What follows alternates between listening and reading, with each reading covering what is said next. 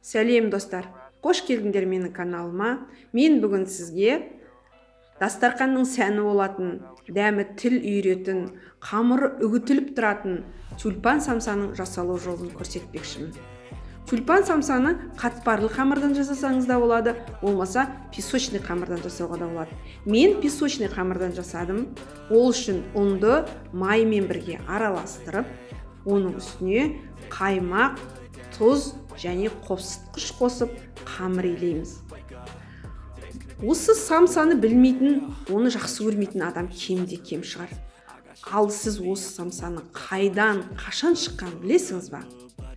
Кейбір деректерге сүйенсек, самса сонау ақсақ темірдің заманында пайда болған деседі.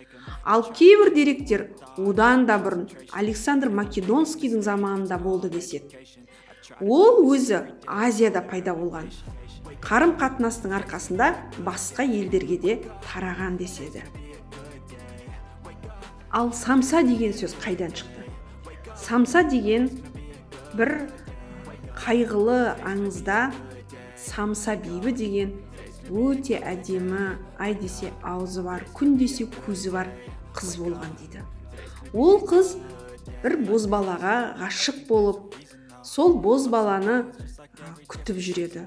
Ал жігіт болса алыс сапарға жол жүріп кеткен.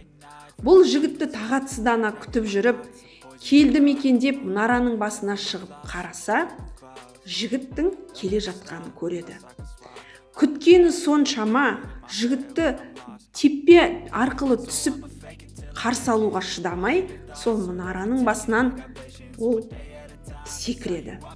Сондағы ойы, осындай махаббатымнан менде қанат пайда болып ұшам деп ойлайды.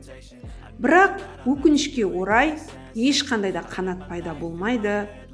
Самса бибі жерге жығылып мерт болады. Мұны көрген жігіт қатты қайғырады, құса болады. Содан осы самса бибінің аты қалай қалдырсам болады деген оймен осы асты ойлап тапқан деседі аңызда. Міне енді сіз самсаның қайдан шыққанын, оның әдемі сұлу самса бибі деген қыздан ат екенін білдіңіз.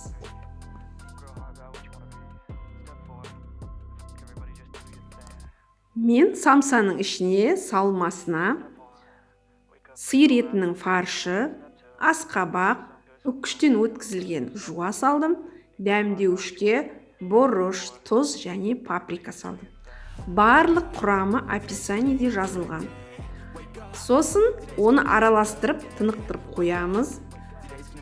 Енді қамырды алып, оны бірнеше бөлшектерге бөліп, дөңгелетіп, мынадай қылып ысып аламыз. Бір жағын кесіп, салманы салып, не көріп тұрғаныңыздай ораймыз.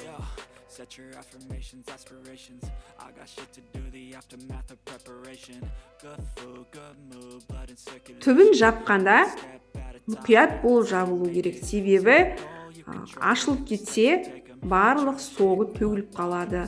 Ал біздің қамырымыз песочный, ол жабысқанда қиын жабысады. Сол үшін жақсылап жабуды ұмытпаңыздар. Не мынандай самса шығады бізде.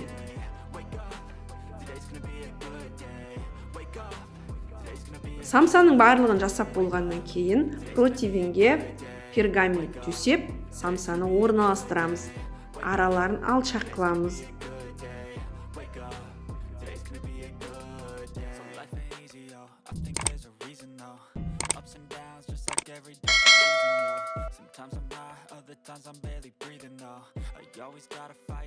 Самсаның барлығының бетіне жұмыртқа жағып, күнжут я болмаса максиу шығамыз. Сосын қызып тұрған духовкада 180 градуста қызарғанша пісіріп аламыз. Міне біздің самсамыз да пісті, өте дәмді, көріп отқаныңыздай, және әдемі болып піседі.